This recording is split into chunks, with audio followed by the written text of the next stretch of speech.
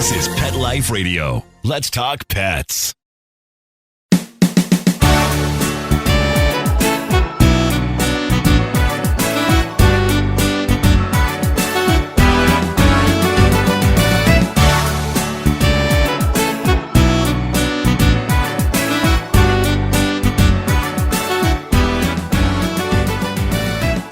Hey everyone, welcome once again to Groomer Humor on Pet Life Radio. We are your hosts. I'm Rudy V, along with my son Anthony Ray, and we are really excited about this show, guys. We're going to talk a little bit today about a very kind of hard thing to deal with, and that's grooming our older dogs.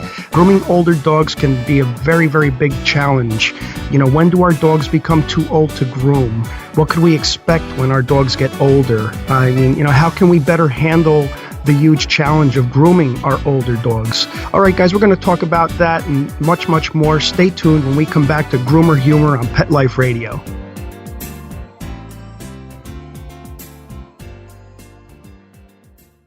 If you've ever shared your home and heart with a charmingly naughty animal who's always up to mischief, you'll fall in love with the Klepto Kitty who stars in Talk to the Paw by Melinda Metz. Talk to the Paw is a funny, heartwarming novel about a single girl, a single guy, and MacGyver, an adorable tabby cat with a not-so-adorable habit of stealing from the neighbors. Talk to the Paw is on sale now everywhere books are sold. Visit kensingtonbooks.com for more info.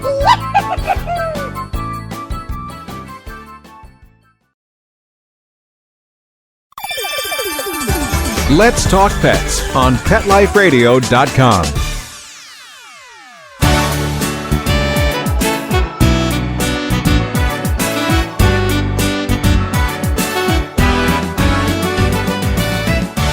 Okay, everybody, welcome back to Groomer Humor on Pet Life Radio. Very happy to have you guys listening. Very interesting week for us, guys. We did some stand-up on Saturday. Went really well. You know, speaking of older dogs, though, I was the oldest comic there this week. It was a little rough. I'm always the oldest comic now. You had a little trouble stepping up onto the stage. You're going to need a cane soon, Dad. I tripped going up, and everybody laughed. I was like, that's not funny. You made it work. When I get a cane, though, I'm going to beat you with it. Oh, I'm going to be one of those old guys that comes at you. Hey! Beat you with the cane. Comics look at their notes on like their phones when we do these open mics, and they bring their jokes up there with them on their phones. You still have your 3-subject notebook that you pull out of your backpack. You look like a 5th grader on his way to school. I'm not up on technology, man. I'll tell you, I'm still fascinated that my cell phone has a flashlight. It's impressive. Yeah. You should. It's funny you mentioned self. You guys, I mean, I've done a joke about it in the past on stage. You should, but it's completely true. You should see my dad at Verizon. His face looks like he just time warped into an episode of the Jetsons. Just doesn't understand the goings on around him.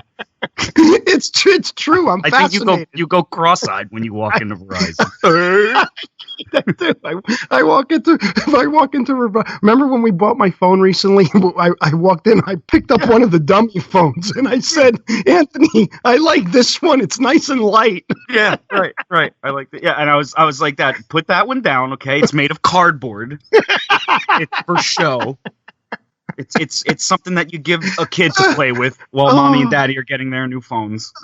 Oh, it's so true. All right, yeah. What can I say? I'm getting old. Hey, listen, at least my microphone's working for the show. You know, guys, just between us, the last 8 episodes I did on Groomer Humor, my mic wasn't working. I need you for the tech end of this, right. Anthony. Well, you know, it turns out all you have to do is turn it on. Okay. I don't know if that falls under, like, I don't know if flipping an on switch falls under tech, but I guess to you it's high tech. That's high tech for me. Okay. I'm just recently learning how to swipe left and right now on my new phone. You know, it doesn't really matter that my mic wasn't on anyway, because my voice sucks anyway. I still have that I'm going through puberty stage in my voice. You know, I got that, hi, how are you? It never worked for me, even when I was young. I was never a good talker. Like I could never talk to girls. Oh, yeah. You know, I just never, Me neither. Yep. I always hoped like I sounded like, John Travolta in Saturday Night Fever. I always hope like, hey, how's it going? It looked very nice in that dress. How's about going out for a drink tonight? But you know what I mean? But I think I sounded a little bit more like Ozzy Osbourne half the time though. Listen, everybody, listen, I'm Ozzy Osbourne, man. I was the lead singer of Black Sabbath, man. Can I tell you about? Anyway. And you just tail off and start walking away. Yeah, just coming up with just bad line after bad line. I was the type of guy. My lines would be like, hey, hi, how you doing? Listen, my grandmother's in town. Yeah, what do you say we go meet for breakfast at 6 o'clock in the morning? Yeah, would you like to meet my grandmother? Grandmother, 6 a.m. It's when she has her milk.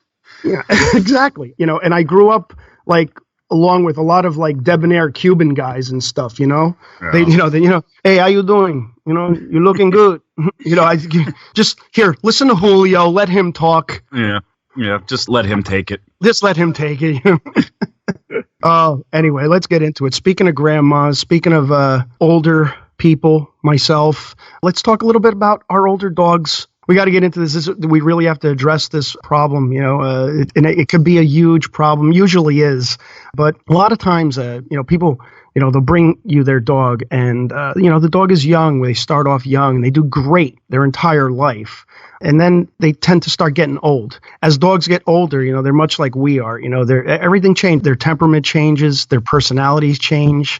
They develop like physical pain, arthritis, bone loss, muscle degeneration. Their eyesight goes. When their eyesight goes, it just increases, their fear, their anxiety. All of these things make it twice as hard to groom them. And, people will wonder why. They'll say, oh, I don't know. He did so great all this time, but now he's giving you a hard time. Yeah. I mean, this is the process. This is what happens.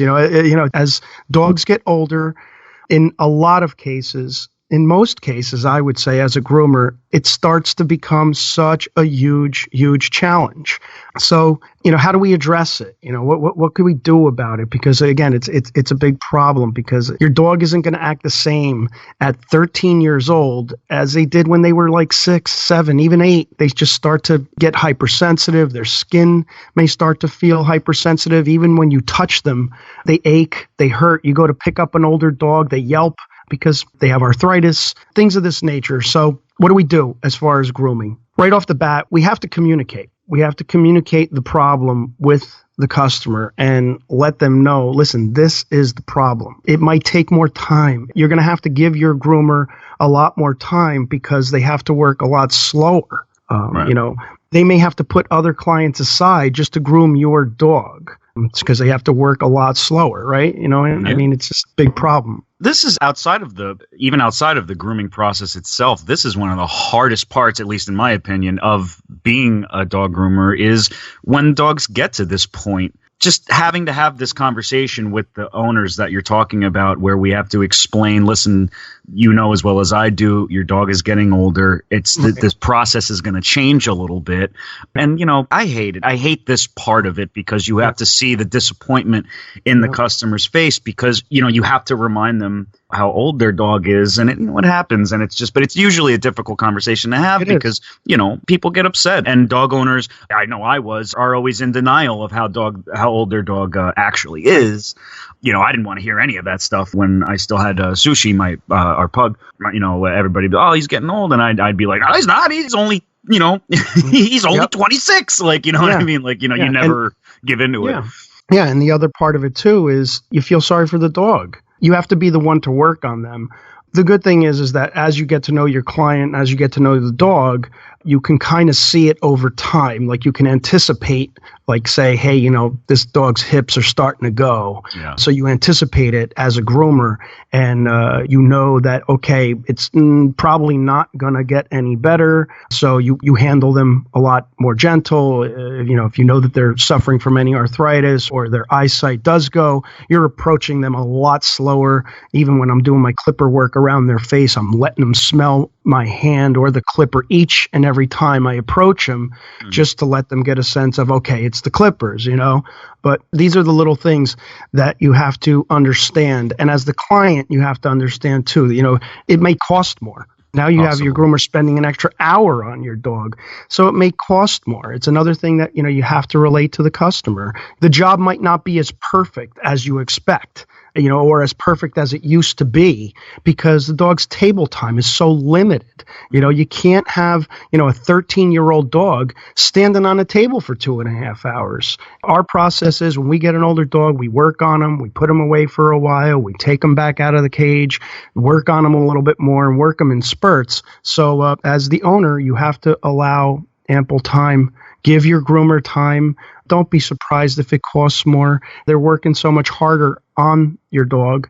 So, you really have to kind of work with your groomer, establish a good relationship with your groomer. It will only benefit your dog in the long run. I feel like, sometimes, especially down the line, you should always sort of sacrifice the quality of like this amazing grooming, over the comfort of the dog. Dogs have to be comfortable. The dogs can't be stressed, no matter how old they are, really. Right. Right. And that goes into what you're saying. You have to communicate. Communication is like that's like numero uno priority with your groomer. You have to don't walk into the grooming shop and, for instance, if your dog bites, tell your groomer that. You have to, you know what I mean? Little things like that. Your communication, especially when the dogs get older. When the dogs get older, there's just more and more you guys got to talk about with your groomer that'll benefit your pet in the long run. Right. And, you have to kind of like, don't go in with attitude either, because here's the thing. And listen, we're not talking about everyone. In most cases, the clients are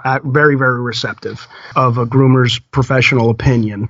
But, don't go in with attitude. A groomer is not obligated to groom your dog in any way. They have no obligation. And here, in this case with older dogs, your groomer, there's a much bigger risk of injury.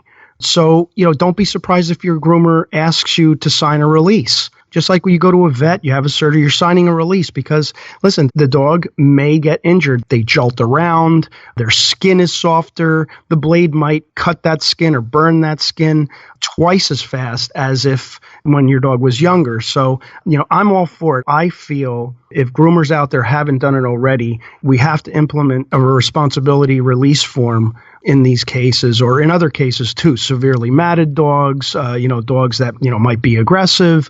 Groomers out there really need to start protecting themselves, because I've seen groomers, really good groomers too, just literally go belly up because of an incident or two that was out of their control, or they tried to be too nice and they took on a big high risk grooming and it ended up going south and or they nicked the dog or something, and now they're getting sued and now they're just a bad person because they tried to help. It's not fair. It's not. It's like you just said. Groomers don't necessarily have an obligation to groom every dog that comes in their store, but a lot of groomers will say yes to anybody because they want to help the dog. They want to help the dog. Yeah. And then here's this groomer who's trying to do this good thing for this dog, and accidents do happen. And then, like you said, they just get taken down, and it's like, wow, you went belly up trying to do something good for a dog that you probably knew right out of the gate. This is going to be a big challenge, but I want to help it. Right. It's important. Who's going to do it?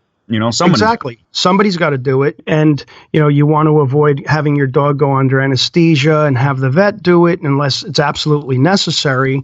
But again, like, groomers are not obligated to groom your dog. So we're talking about establishing a really good, respectful relationship, because on the other hand, too, some groomers aren't so nice in telling you either, like, don't bring your dog back, because they don't want to deal with, don't bring your dog back and I understand it because they're so frustrated. We have a kind way about it when we get into that, or we find ourselves with an unruly customer. And again, most of them are not. We're not saying people are unruly, but it just takes one to ruin your day or your week. Oh, yeah. But, we'll say things like, listen, maybe your expectations are far exceeding, mine and your dog's tolerance or capability. And for that reason, I'm out. Just Shark Tank. Yeah, you got a Shark Tank. You got Shark Tank. For that reason, I'm out. But seriously, you have to be nice. be nice. If you, like you said, if you know something about your dog, if you know your dog doesn't like its face being touched, let your groomer know, especially if you're using a new groomer. Don't go in and say, hey, my dog doesn't bite. Yeah, and honestly, you don't even have to beat around the bush either. You don't even say, he can get a little nippy. That's just like you're tiptoeing around the fact that your dog bites. Dogs bite sometimes. It's okay. They do. Just me and you have gotten bitten plenty of times. Oh yeah, I'm sure we'll get bitten plenty more. Absolutely, it comes with the territory. So don't be scared to tell your groomer your dog bites. Tell them straight out. No, when you go for his paw, he's going to try to bite you. He'll try to bite you. Yeah, and I like people when they say, "Oh, he doesn't bite, but he snaps." What does that mean? That mean? That means a bite that missed. Yeah, that's what that is. He just missed. That's what a snap is. Yeah, snapped at me. Oh, he tried to bite me. Oh, okay. Right. Let's clarify that. Right. Yeah. But like you said, be honest. And then you'll get this too a lot of times. Oh, he bites when you touch his front legs. Okay, no problem. I'll just muzzle him when I do his front legs. Oh no, I don't want him muzzled. Right. Okay. So then what do you want? You want me to get bitten? Right. So now what's the procedure? It negates you telling me that he bites on his front legs. Right. You may as well not said anything. Yeah, exactly. So you have to work with your groomer, especially with our older dogs. Older dogs do tend to bite a lot because they're in pain. Yeah. So now your hand, you're passing these clippers on their hypersensitive skin. They're hating it. They're hurting. They don't want to be there. All they want to do is sleep. They're not up for the task at all.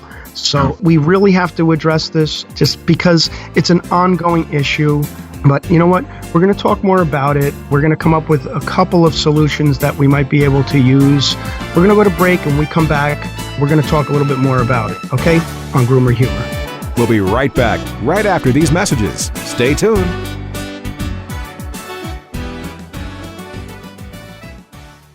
Hey, cat people. Litter box smells always on your mind? Think about your cat, not the box, with World's Best Cat Litter, the litter that delivers big odor control in a tiny package.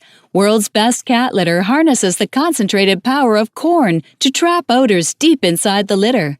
Ready to knock out smells and use less litter?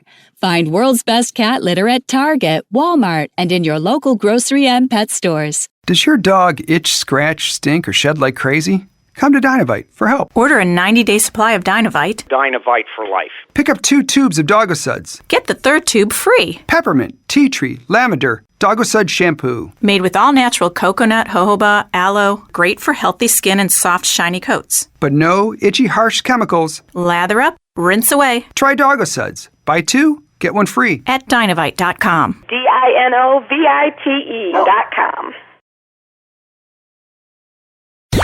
Let's talk pets. Let's talk pets On Pet Life Radio. Pet Life Radio. PetLifeRadio.com.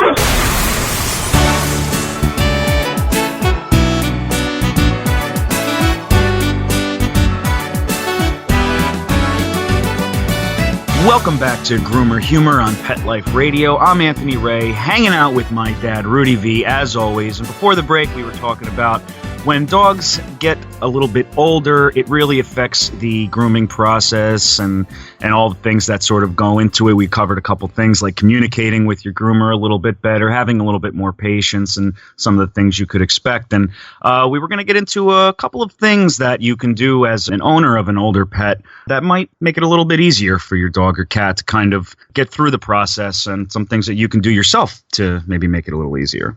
Yeah.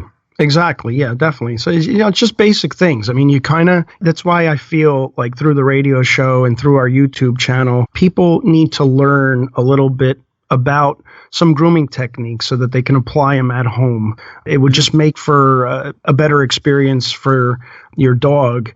It will just save some time. It'll make your groomer's job easier. So, we urge you to check out our grooming show on YouTube. It's called Grooming by Rudy. We just put out a great video with a Bichon named TJ. It's called Grooming Your Older Bichon. So check that out on YouTube, Grooming by Rudy, so that you can actually see how we actually handle our older dogs. It's a process, but you can learn a lot simply by just even picking up a few techniques and basic techniques. Brush your dog more at home. Try to clean out under the eyes. Use a cotton ball, use some warm water, clean the dog's eyes out so that it doesn't get too gunky. And now, your older dog hates its face being done. And, you can't just throw it at the groomer and say, here, clip out under the eyes. Right. While the dog's trying to bite the clippers. Now you're risking the dog, gashing its mouth open or biting down on the clippers and cutting its tongue. These little things, keep the ears clean. Try to stay on top of your dog so that you're not waiting 3 months, because a lot of people might feel that as their dogs get older, they don't want to get them groomed as often, which is, it's true. But if you're waiting longer, that means you have to do more at home, if that makes sense. You know what I mean? Yeah. It's becoming the norm. And it was one of the underlying reasons why we even started the channel to begin with. We want people to, if you choose to do some of this at home, you got to know how to do it. Someone's got to kind of show you. It's a pseudo grooming class channel Right. It's just like, if you had a, little daughter or son, and you're combing out their hair, their children, dogs are like perpetual children. You have to constantly maintain them. So you wouldn't not brush your daughter's hair out and then bring her to, to the stylist after 6 months and say, here, right. Here, you fix, you do it. You do it, So same thing with, no, same thing with our dogs, especially. We're just stressing the older dog too, because, again, it's a dilemma in a lot of cases. Dogs can actually become ungroomable. Right. Yeah. Well, that's a lot like your hair has become ungrowable. I'm trying to be serious here. I'm sorry. Dude, it was on a platter. What did you want me to do? All right. Okay. This is true. See, I hate when I don't have a comeback. You know? Usually the hair just kind of ends it. You know what I mean? You know what? Just go with your comfort zone. Make fun of my hat or make, no, it's just, go down the list. I stink. Yeah. Okay. Well, let's move forward. And yes, my hair is ungrowable at this point. Rogaine but can't do anything. I can't do anything. No, Rogaine. What about that spray stuff? What spray stuff? You never seen that stuff where you shake the can and it sprays fake hair on your head? Whatever it's called, Kobe or something like that. It's like, whatever. Yeah, it's like. Well, I tried shoe polish. Just slap some black shoe polish on there. It kind of. Then you don't even have to use like gel, and you got grease. Right. What it does is it kind of just dulls the shine. Right. So buff it out. Buff it out. Okay, yeah, anyway, I'm sorry. What were you saying? So let's get back to our beautiful older dogs here. Okay. But in a lot of cases, dogs can become ungroomable. I said ungrowable. Ungrowable. Ungroomable. Yeah, we can keep talking about that if you want. Yeah. But, and this, no, really, guys, this is true. And it's a big dilemma because what happens? Your dog is still alive. Dog's 12, 13, 14 years old in desperate need of a grooming. What do we do? I don't know. To be honest with you, you really have to play it by ear. You have to go by the individual dog. In a lot of cases, you just have to, what's the worst of two evils? The dog either doesn't get groomed or, you risk serious injury. Does the dog really need to be cut or clipper burned at age 14? You know what I mean? No. So again, it's a big dilemma. Groomers face this every day. I want to address this problem because I know that we've gone through it many, many times. In a lot of cases, you just have to say, hey, listen, I can't do it. Yeah. Even though I've been grooming your dog for the past 12 years, I can't do it. And maybe you could try some other alternatives. Maybe some sedation. You could try everything. Try to get give the dog an aspirin kind of thing where they're not it's helping with their arthritis. And sometimes these things do work, but all too often they don't. So yeah, it's something to keep in mind when you're picking a breed to buy. Right. Because, exactly. Good point. Yeah. Yeah, honestly, because we see it all the time.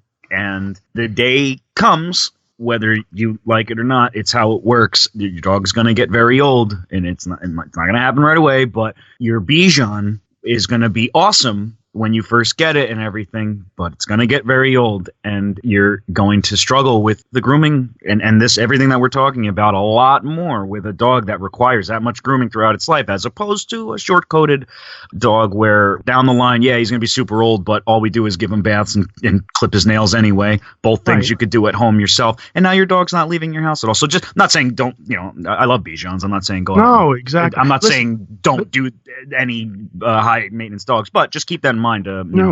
It's a good point when choosing a dog. Personally, I feel that, if you are going to pick a dog like a Bichon or a Maltese or or poodle or standard poodle, these people need to, more than others, have some grooming skills. If you're going to pick a high maintenance dog, you should really have or learn some grooming skills. If you have a French bulldog or you have a boxer, maybe you don't have to have many grooming skills. But if you are going to pick a dog that requires a lot of grooming, you might want to just keep in mind, hey, maybe I should learn some things, learn a couple grooming techniques. And again, it's the purpose of our show. We want to teach you guys.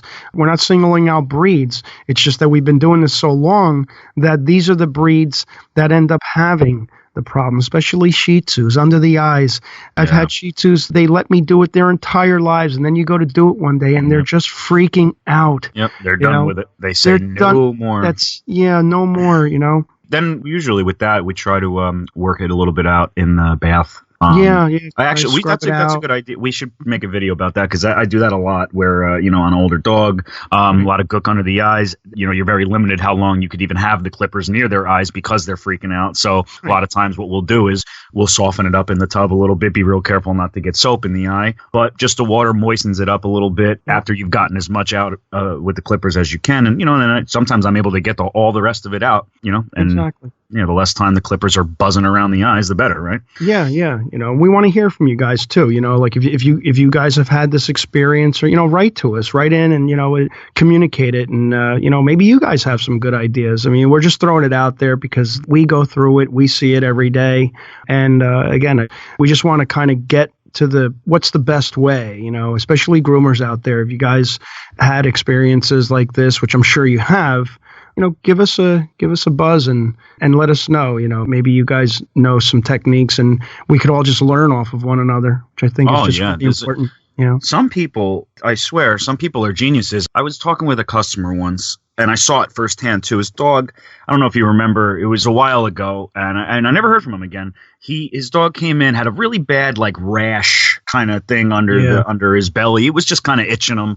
He took him to the vet. They said it's just whatever allergy or whatever. The guy, it wouldn't go away. So what he started doing was, like a scientist, he started constructing and mixing all these different lotions and herbal organic stuff together until he found a combination that made it go away, and he did it. And I remember, I don't know if you remember this, but I remember telling him, you have to sell this. This is it's a potion. Yeah, it's you made a miracle potion. I mean, the dog had the rash for a year.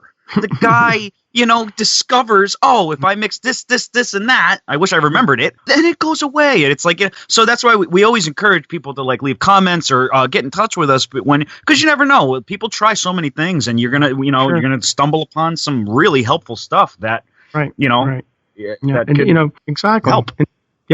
Yep. Until we get there, we'll just keep doing what we're doing. Again, just want to stress the fact, when you are working on your older dog, your groomer is going to have to go a lot slower. Is going to have to be a lot more cautious. Older dogs develop a lot of skin growths. Again, check out our video on YouTube, Grooming by Rudy. Check that out. How to groom your older Bichon, because the dog TJ that we use, and thank you to Dennis and his family for allowing us to use TJ for that video. It's a really good video. We definitely point out how TJ's growths. Got to be careful not to hit the growths with the clippers, the scissors. You don't want to cut it open, have an infection. All these things. Until then, we just really have to be careful. Really have to be careful. Work slowly. Work with your groomer. Don't expect too much. If you have an older dog that is struggling, especially if your groomer tells you, "Listen, I did the best I can." When a groomer sits there and says, "Listen, I did the best I can," you know what that means? It means they did the best they can. That's what that means. Here's the thing.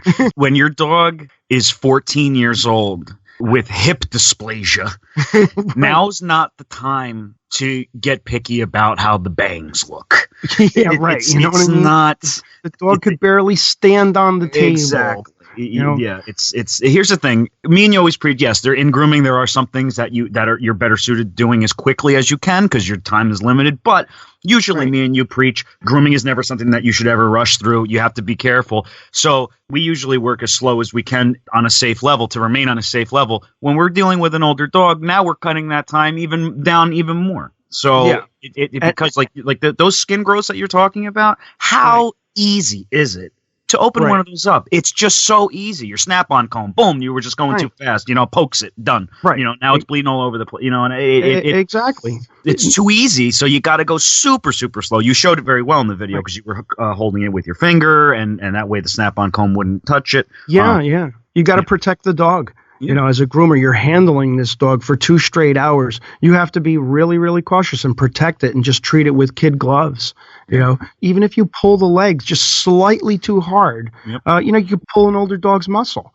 Right. And the groomer needs to be focused and needs to know that he has or she has the time to groom the dog. Again, don't rush them. Listen, if they charge a little extra for it, just accept it. They're saving you from going to the vet, which is the last thing you want to do in this case. So yeah, you really have to work with your groomer, and don't be surprised if they ask you to sign a release. It doesn't mean that they're going to hurt your dog. They're still going to take, you know what I'm saying? So, I sign a release. Let's come at him now. Right. He's going to kill him. Let's do this. No, it's you know what I'm saying? If people don't like that for some reason. No, it's happened to us in the past. Can you please sign this just in case? I haven't seen your dog in a year and a half. No, I'm not signing this. I'm not signing this. All right. Okay. It happens on a good day. It happens on a younger dog. Accidents happen. I've nicked dogs. I've cut dogs in my 33-year, experience in doing this. And, one little cut can cost you $600 at the vets. You know what I mean? Especially, and the thing is, it's not that you weren't being careful. It's that, a lot of dogs, it's a moving target. Dogs yank, they pull away in an instant. So again, we're not trying to blame the dog either. Don't get us wrong. It's just there's that fine line. There's that fine line. If it is a high risk grooming, and that's what I'd like to label it as, if it's a high risk grooming, again, your dog groomer should be allowed to ask you to sign a release form. Whether you want to do it or not is up to you. Right. You don't have to. You don't have to. But then again, sign the paper. Right. And then again, the groomer doesn't have to. Yes. Provide the service either. It's exactly. It's a two-way street. It is. There shouldn't be an argument about it. Like you said earlier, just be nice. Communicate. I don't feel comfortable signing this. Okay. Then I can recommend another groomer to you who might not ask you to sign it, who maybe has more help on staff or whatever. Just a different situation, and maybe you want to sign it over there. So here's her number or his number. Or just that simple. Yeah, and a lot of times you can also, a lot of groomers become specialty groomers, just like anybody else. You got doctors, you got foot doctors, you got brain surgeons, you got all different, a lot of groomers become specialists at, say, grooming older dogs, and they thrive in that, or grooming puppies. You may know a groomer, a fellow groomer, that is excellent with puppies, and you may say, hey, listen, I have somebody, I couldn't groom your puppy, but I know somebody that might be able to, because they specialize in puppies, or they specialize in older dogs, or they specialize in a certain breed. And this is what we're trying to bring out, that this whole grooming thing, it's vast. Let's bring this to the forefront. You have so many different types of groomers with so many different techniques. Let's bring this to the surface so that we could just have a better supply of options for our dogs and cats. You may have a groomer that specializes in cats. We don't do a whole lot of cats anymore. I mean, we have a few, but we don't do a whole lot of cats anymore. But there are groomers in the area that specialize in cats. So let's kind of just bring this to the surface and let's talk about it more. Yeah, I completely agree. Groomers shouldn't, we've mentioned this in the past, groomers shouldn't be competing they should be collaborating, actually. That's right. We do it all the time. Like you just said, we know a couple of different groomers who specialize in a couple of different things. Hey, maybe your specialty is you take walk-ins. That's a specialty in itself, and you don't work by appointment, and you have. Yep. So we work by appointment. So when somebody walks into our shop looking for a same-day grooming, we can't do it usually, but we know a groomer who can, and we send them right their way to help that groomer out. And here's some business. Hopefully the dog's good for you, all that.